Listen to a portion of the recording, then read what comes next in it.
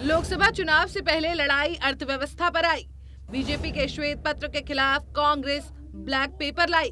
BJP देगी कांग्रेस सरकार के काम का ब्यौरा तो कांग्रेस दिखाएगी बीजेपी को आईना।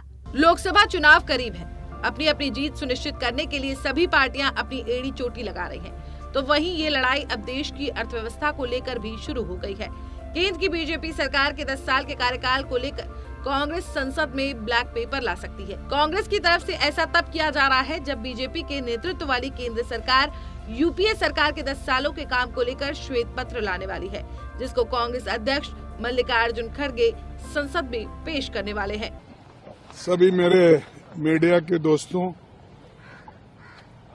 हम एक आज black pepper against the government निकाल रहे हैं, क्योंकि वो हमेशा अपनी बात को पार्लियामेंट में जब रखते हैं तो बार बार अपनी कामयाबियों को सुनाते हैं और उनके फेल्यूअर्स को छुपाते हैं। और जो हम उनके फेल्यूअर्स के बारे में भी जब कहते हैं तब भी हमको उतना उसको महत्व नहीं दिया जाता है। तो इसलिए हमने सोचा कि एक ब्लैक पेपर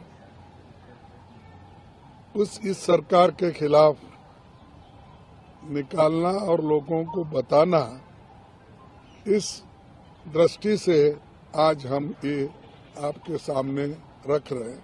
वो बाद में देंगे जो अपना ये है डिटेल्स, लेकिन उसमें मेन मुद्दे ये हो गए कि बेरोजगारी जो सबसे बड़ा मुद्दा है देश में, और इसकी बात कभी बीजेपी की सरकार नहीं करती, और न करने से आज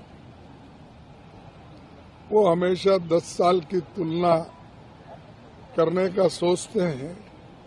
और मुझे कभी कभी ऐसा हंसी आती है कि उन्होंने परसों पब्लिक सेक्टर्स की बात करके उन्होंने बताया, लेकिन ऐसा नहीं कौन सा बताया कि जो पंडित जवाहरलाल नेहरू जी के जमाने में HAL, HMT, BEL, BHEL ऐसे चीजें कोई है उन्होंने कभी बताया नहीं।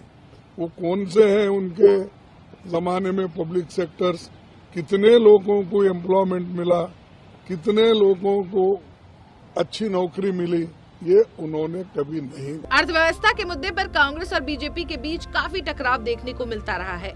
कांग्रेस आरोप लगाती रही है कि बीजेपी सरकार देश की अर्थव्यवस्था को सही से मैनेज नहीं कर पा रही है, और अब केंद्र सरकार 2014 से पहले और बाद में भारत की आर्थिक स्थिति के बीच फर्क दिखाने के लिए चल रहे बजट सत्र के दौरान संसद में श्वेत पत्र पेश करने की तैयारी कर रही है, जिसको वित्त मंत्री निर्मला सीतारमण संसद के दोनों सदनों में पेश करेंगी।